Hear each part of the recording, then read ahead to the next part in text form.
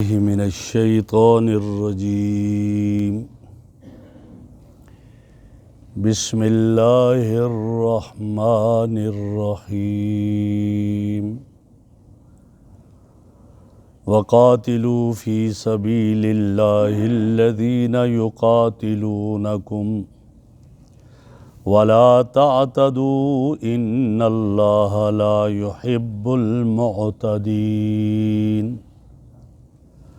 وَاقْتُلُوهُمْ حَيْثُ ثَقِفْتُمُوهُمْ وَأَخْرِجُوهُمْ مِنْ حَيْثُ أَخْرَجُوكُمْ وَالْفِتْنَةُ أَشَدُّ مِنَ الْقَتْلِ وَلَا تُقَاتِلُوهُمْ عِنْدَ الْمَسْجِدِ الْحَرَامِ حَتَّى يُقَاتِلُوكُمْ فِيهِ فَإِنْ قَاتَلُوكُمْ فَاقْتُلُوهُمْ كَذَلِكَ جَزَاءُ الْكَافِرِينَ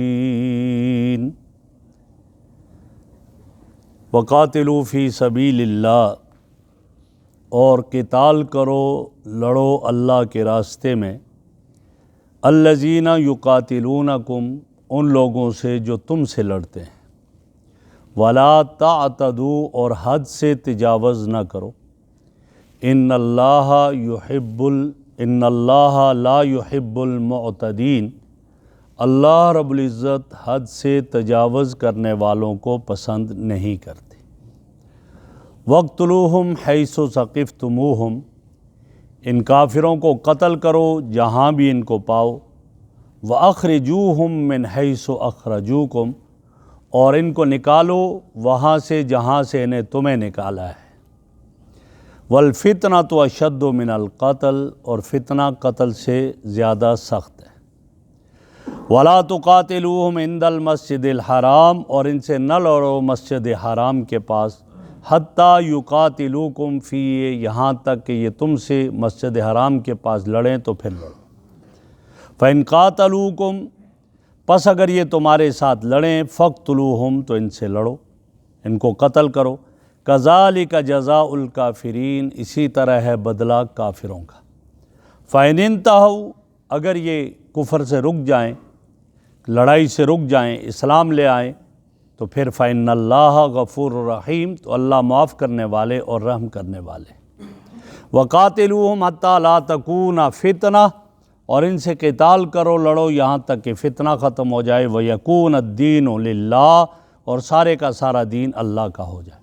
فَإِنِ انتہوا پس اگر یہ لوگ شرک سے رک جاتے ہیں، ہٹ جائیں، فَلَا عُدْوَانَ تو پھر کوئی زیادتی نہیں، إِلَّا عَلَى الظَّالِمِينَ مگر ظالموں پر۔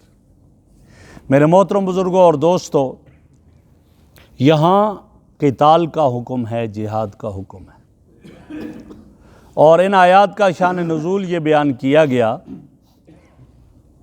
نبی اکرم صلی اللہ علیہ وسلم نے سن 6 ہجری میں ایک خواب دیکھا کہ میں مکہ مکرمہ میں داخل ہوا، صحابہ کے ساتھ بیت اللہ کا طواف کیا، عمرہ کیا، بعض صحابہ نے حلق کیا، بعض نے قصر کیا یعنی بالوں کو کاٹا، بعض نے سر منڈوائے اور واپس آئے۔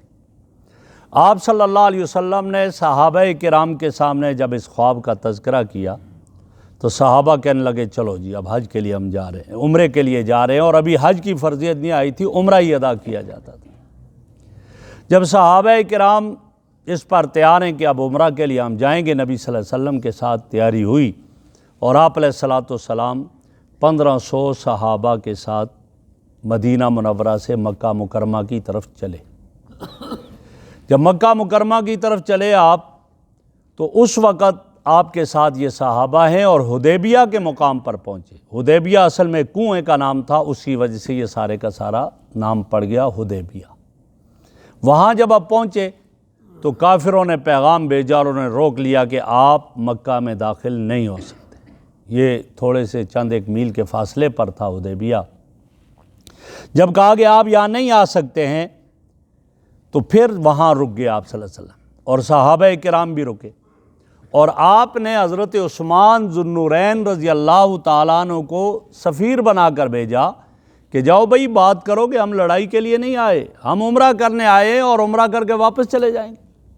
حضرت عثمان رضی اللہ تعالیٰ عنہ گئے اور ان سے بات کرنے کے لیے تو حضرت عثمان مذاکرات کے لیے گئے، لیکن یہ خبر مشہور ہوگی کہ حضرت عثمان کو شہید کر دیا گیا۔ تو آپ صلی اللہ علیہ وسلم نے وہاں ایک درخت کے نیچے صحابہ کو لیا اور لے کر بیعت کی، آپ نے صحابہ سے بیعت لی کہ عثمان کے خون کا بدلہ لیں گے۔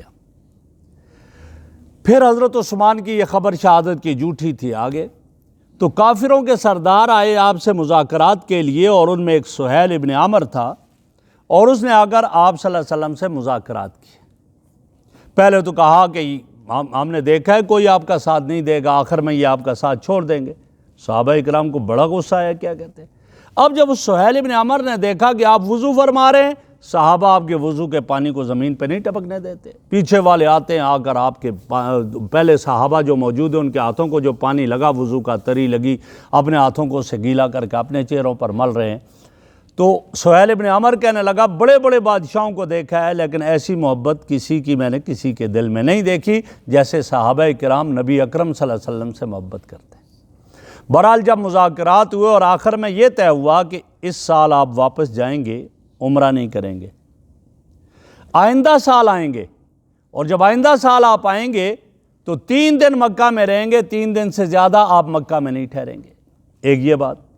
اور دوسرا، جب آؤ گے تو پھر اسلحہ اپنا جو ہے وہ ظاہر کر کے نہیں آؤ گے، اور یہاں جب آئیں گے تو کسی کو دعوت بھی نہیں دیں گے، اور اگر کوئی کافر جو ہے وہ مسلمان ہو کر جا رہا ہے تو اس کو واپس کریں گے، اور اگر علیاذ باللہ کوئی مسلمان مرتد ہو کر آیا تو اس کو ہم واپس نہیں کریں گے۔ یہ معاہدہ لکھا، جب لکھا گیا تو آپ صلی اللہ علیہ وسلم نے فرمایا لکھو کہ یہ محمد الرسول اللہ کی طرف سے ہے، تو کہا ہم آپ کو تو اللہ کا رسول نہیں مانتے، یہاں لکھے محمد ابن عبداللہ۔ آپ نے حضرت علی سے فرمایا لکھ لو، حضرت علی نے کہا کہ میرا تو قلم اس پر نہیں چلے گا، فرمایا مجھے دکھاؤ، کہیں دکھایا، یہ تو وہاں نے آپ نے اس کو کٹوا دیا، کہا اب لکھو یہاں محمد ابن عبداللہ۔ اب صحابہ پر عجیب کیفیت ہو گئی، یہاں تک حضرت عمر رضی اللہ تعالیٰ عنہ آ کر کہتے کیا ہم حق پر نہیں ہیں؟ فرمایا ہم حق پر ہیں۔ یہ کافر باطل پر نہیں؟ فرمایا باطل پر ہیں۔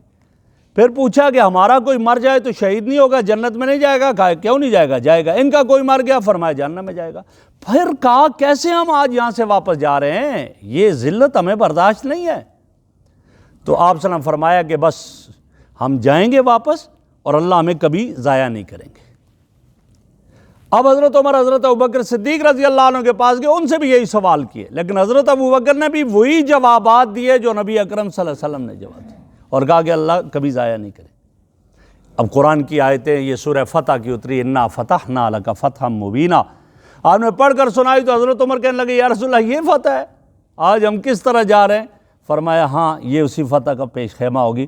بہرحال جب جانے لگے نا تو صحابہ کرام کہنے لگے یا رسول اللہ آپ نے تو خواب دیکھا تھا ہم نے عمرہ کرنا ہے، آپ نے تو کیا نہیں دیکھا تو خواب؟ تو آپ نے جواب میں فرمایا کیا میں نے تمہیں یہ کہا تھا کہ اسی سال کرنا ہے؟ میں نے تو اسی سال کا نہیں کہا، میں نے کہا ہاں میں نے خواب دیکھا ہے اور عمرہ ہم کریں گے، اس سال کا میں نے تو نہیں کہا۔ اب انہیں سمجھ آ گیا، کہا ٹھیک۔ تو بہرحال وہاں سے واپس ہوئے، احرام میں جو آئے تھے وہ پھر وہاں آپ صلی اللہ علیہ وسلم کافی پریشان ہوئے، خیمے میں گئے، زوجہ محترمہ نے کہا پہلے آپ نہر کریں اونٹوں کا پھر یہ سارے کریں گے، سارے انتظار میں تھے کہ شاید حکم آ جائے کہ جانا ہے، تو لہٰذا آپ نے نہر کیا، سب نے کیا اور واپس ہو گئے۔ آئندہ سال آئے۔ اچھا یہ 6 ہجری کا واقعہ ہے، اس سے پہلے کیا ہوا تھا؟ 2 ہجری میں غزوہ بدر ہوا، 3 ہجری میں غزوہ احد ہوا، اور 5 ہجری میں غزوہ احزاب جسے غزوہ خندق کہتے ہیں۔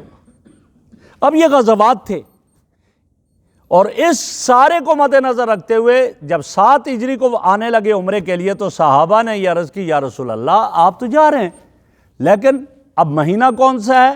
کہا یہ مہینہ ذوالقعدہ کا مہینہ ہے، اور ذوالقعدہ کا مہینہ اشہر حرم میں ہے۔ اب ان کافروں سے کیا امید رکھی جاتی ہے کہ یہ وہاں لڑائی نہ شروع کر دیں؟ یہ کافر ہیں، انہوں نے کوئی مہینے کا ادب و احترام نہیں کرنا، اس نے حرم کا ادب و احترام نہیں کرنا، اور ہم احرام میں بھی ہوں گے۔ اور ذوالقعدہ کا مہینہ اس دور میں اشہر حرم، ذوالقعدہ، ذی الحجہ، محرم اور رجب یہ مہینے تھے، اور ان میں قتال کرنا اور لڑائی جائز نہیں تھا۔ کہا ان مہینوں میں ہم جا رہے ہیں، اشہر حرم میں ایک مہینہ اس کا ایک مہینہ ہے، اس میں جائیں گے، پھر بیت اللہ جو ہے وہاں حرم ہے، حرم میں قتال کی اجازت نہیں ہے، وہاں تو قتال جائز ہی نہیں ہے، اس کے گھاس کو کاٹنا جائز نہیں ہے، وہاں کے شکار کرنا جائز نہیں ہے، اور تیسرا پھر ہم احرام میں ہوں گے اور احرام کی حالت میں جائز نہیں ہے لڑائی کرنا۔ لہٰذا یہ ساری صورتیں ہیں۔ اب یہ کافر یہ تو عہد توڑ لیں گے، یہ وعدہ توڑ لیں گے، انہیں کیا پرواہ ہے، تو ہم کیا کریں گے، ہمارا کیا ہوگا پھر اگر انہوں نے عہد توڑ لیا؟ تو اس پر اللہ رب العزت نے یہ آیات اتاری، فرمایا کہ جاؤ، تم جاؤ، اگر وہ تم سے لڑائی کریں، پہل تم نے نہیں کرنا، اگر لڑائی کریں تو پھر تم بھی ان سے لڑائی کرو۔ اسی لیے غیر مسلم نے لکھا، اگرچہ بعد میں مسلمان ہو گیا تھا، اس نے کہا کہ مسلمانوں پر جہاد کو سامنے رکھ کر جو ہے دہشت گردی کا الزام لگانا یہ بہت بڑا ظلم ہے۔ انہوں نے کہا کہ جتنی بھی جنگیں ہوئی ہیں مسلمانوں اور کافروں کی، کوئی بھی اقدامی جنگ نہیں ہے، ساری کی ساری کیا ہے، دفاعی جنگ ہے، اور اپنے دفاع کا حق کو حاصل ہے، ہر ایک کو حق حاصل ہے۔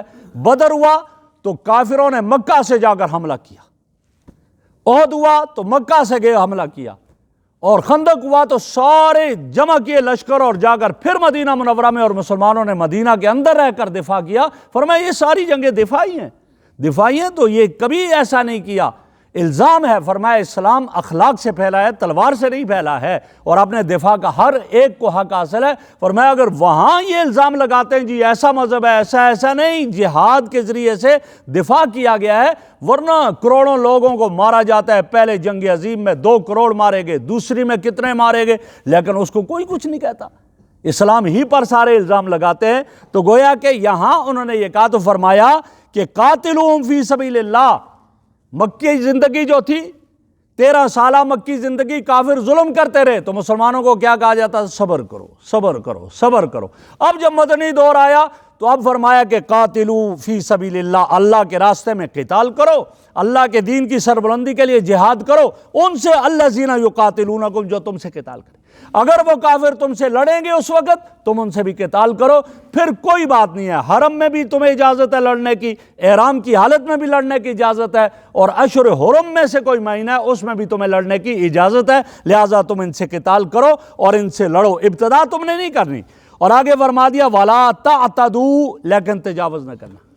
مفسرین نے لکھا ہے تجاوز نہ کرنے کا معنی کیا ہے، زیادتی نہ کرنے کا معنی یہ ہے کہ تم نے میدان میں لڑنا ہے، کافروں سے لڑو، لیکن ان کی عورتوں کو قتل نہیں کرنا، ان کے وہ بوڑھے جو لڑائی میں شامل نہیں ہیں ان کو قتل نہیں کرنا، ان کے بچوں کو قتل نہیں کرنا۔ اگر ان کی عورتوں کو قتل کرو گے، ان کے بچوں کو قتل کرو گے، یا ان بوڑھوں کو قتل کرو گے جو جنگ میں شامل نہیں ہیں، لہٰذا تم زیادتی کرنے والے ہوں گے، اس لیے وَلَا تَعْتَدُوا، تم اس میں زیادتی نہ کرنا۔ اور ایک تفسیر مفسرین نے اس کی یہ لکھی، وَلَا تَعْتَدُوا کا معنی یہ ہے تم قتال کرو، لڑو، لیکن تمہاری نیت کیا ہو؟ اللہ رب العزت کی رضا ہو، میں اللہ کے لیے لڑ رہے ہیں، نام و نمود نہ ہو، شہرت نہ ہو، مال و دولت نہ ہو، یہ کچھ بھی نہ ہو، صرف اللہ رب العزت کی رضا ہو۔ تو اس سے پتہ چلا کہ اسلام میں جہاد کتنی عظمت والا ایک فریضہ ہے، کہ جہاں یہ کہا جاتا ہے کہ تمہارا اس سے مطمع نظر کیا ہو، میرا رب مجھ سے راضی ہو جائے، نہ یہ کہ تمہیں شہید کہا جائے، تمہیں مجاہد کہا جائے، یا تمہیں کوئی اور چیز حاصل ہو جائے، مال آ جائے، نہیں، اس کے لیے تم نے نہیں لڑنا۔ فرمایا اگر تمہاری نیت گڑبڑ ہو گئی اور اللہ کی رضا سے ہٹ کر ہو گئی تو یہ زیادتی ہو جائے گی۔ جب زیادتی ہوگی ان اللہ لا يحب المعتدین، اور اللہ رب العزت زیادتی کرنے والوں کو پسند نہیں کرتے ہیں۔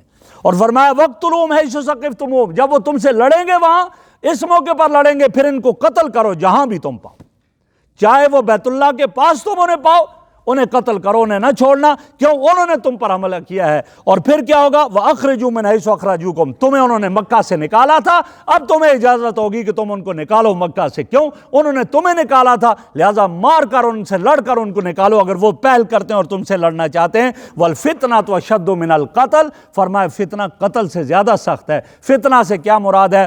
روح المعانی کے مفسر اور تفسیر مزری کے مفسر نے فرمایا فتنہ سے مراد شرک ہے۔ کیا معنی؟ یعنی جب وہ حرم کے رقبہ میں بیت اللہ کے ارد گرد شرک سے باز نہیں آتے ہیں تو فرمایا ان کا جرم زیادہ ہے، لہٰذا ان کو قتل کر دینا یہ اتنا بڑا پھر جرم نہیں ہوگا، اس لیے کہ وہ شرک کرنا بیت اللہ کے پاس اور بیت اللہ میں جا کر شرک کرنا یہ بڑا جرم ہے، لہٰذا وہ سخت ہے۔ قتل سے تو اگر تم انہیں قتل کر رہے ہو تو یہ کوئی بڑا جرم نہیں ہوگا، لہٰذا تمہیں اس بات کی اجازت ہے۔ اور آگے فرما دیا وَلَا تُقَاتِلُوهُمْ عِنْدَ الْمَسْجِدِ الْحَرَامِ، مسجد حرام کے پاس ان سے نہیں لڑنا، کب تک؟ حتیٰ یقاتلوکم، جب تک وہ تم سے نہ لڑیں، جب وہ لڑنے لگیں پھر قتال کرنا اب کوئی حرج نہیں ہے، لہٰذا تم ان سے لڑ سکتے ہو۔ فَإِنْ قَاتَلُوكُمْ، اگر وہ مسجد حرام کے پاس تم سے لڑیں، تم تو عمرے کے لیے گئے ہو، پھر کیا کرو؟ فَقْتُلُوهُمْ، پھر تم ان سے لڑو۔ کیوں لڑو؟ کذالک جزاء الکافرین، کافروں کی سزا یہی ہے کہ کافر جب کفر پر ہے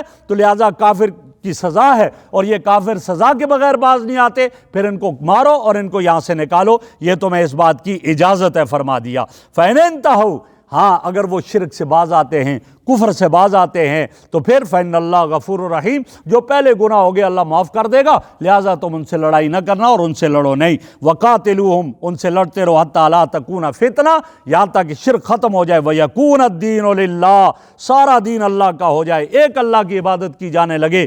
فإن انتہوا، اگر یہ شرک سے بچ جائیں اور نہ کریں شرک، رک جائیں اس سے، فرمایا پھر ان پر زیادتی نہ کرو، فلا عدوان، اب کوئی زیادتی نہیں ہوگی، الا علی الظالمین، ہاں زیادتی کس پر کی جائے گی؟ ظالموں پر کی جائے گی، اور جب یہ شرک نہیں کرتے تو یہ ظالم نہیں، شرک کریں گے تو ان شرک لظلم عظیم، شرک ظلم عظیم ہے، پھر ان پر یہ زیادتی کرو، اور اگر یہ نہیں کرتے ہیں تو لہٰذا زیادتی حق کس کا ہے؟ ظالم پر کرنے کا حق ہے، لہٰذا اب یہ ظالم نہیں رہیں گے جب، تو لہٰذا ان پر زیادتی نہیں ہوگی، ورنہ ظالموں پر ہوگی۔ تو حکم ملا کہ تم جاؤ، اور پھر صحابہ کرام نبی اکرم صلی اللہ علیہ وسلم کے ساتھ گئے اور جا کر 3 دن تک وہاں رہے، عمرہ کیا، اور آپ نے کیا فرمایا صحابہ کو؟ چونکہ کافر کہتے تھے یہ انہیں تو مدینہ کے بخار نے ختم کر دیا، کمزور ہے، لہٰذا یہ کیا ہے؟ تو آپ صلی اللہ علیہ وسلم کو حکم ملا کہ اپنے صحابہ سے کہو کہ پہلے چکروں میں جو ہے اکھڑ کر چلیں، کندھے ہلا ہلا کر چلیں، جس کو رمل کہا جاتا ہے، لہٰذا اس طرح یہ چلیں اور انہیں دکھائیں کہ اصل طاقت ایمان کی طاقت ہے۔ اب کافر اوپر پہاڑی سے دیکھ رہے تھے سارے جمع، اور صحابہ مزے سے طواف کر رہے تھے، اور وہ عمل اللہ کو ایسا پسند آیا کہ قیامت تک کے لیے بتا دیا جو بھی آئے گا عمرہ کرنے، حج کرنے کے لیے، جب طواف کرے گا تو طواف کے پہلے چکروں میں وہ رمل کرے گا۔ تو یہاں اس کا ذکر ہے۔ اللہ رب العزت ہمیں عمل کی توفیق عطا فرمائے۔ الحمدللہ رب العالمین والعاقبۃ والصلاۃ والسلام علی رسول محمد وآلہ سبحانک اللہم وبحمدک نشہد ان لا الہ الا انت نستغفرک ونتوب الیک۔ صلی اللہ تعالی علی خیر خلقی محمد وآلہ وصحبہ اجمعین۔